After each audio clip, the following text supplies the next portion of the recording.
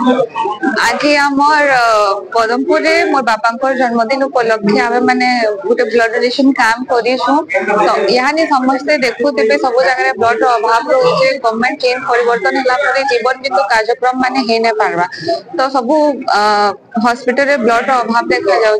माननीय पूर्वतन मुख्यमंत्री प्रत्येक जीवन मूल्यवान है। तो से ब्लड अभाव के मरी नहीं जाऊँ जीवन नष्ट नहीं हो जाओ कहीं ब्लड डोनेशन कैंप सब युव वर्ग मैंने आसीचन महिला मैंने आसीचन तथा सीनियर मैंने भी अच्छन जेन मैंने आसिकिना ब्लड डोनेशन करूछन हमर मन के सहायता भी करूछन। बापा गला परे सीनियर मान को आशीर्वाद सब परमपुर आशीर्वाद रे हम माने जीती छु जगह रे।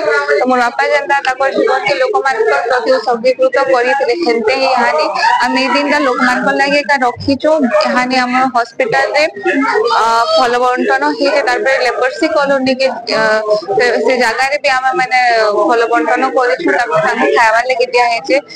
तार परे हम माने कस्तूरबा गांधी माध्यमिक जिमो से जगह अनाथ शिशु माने अछन ताको संगे हम माने समय अतिबाहित करमु।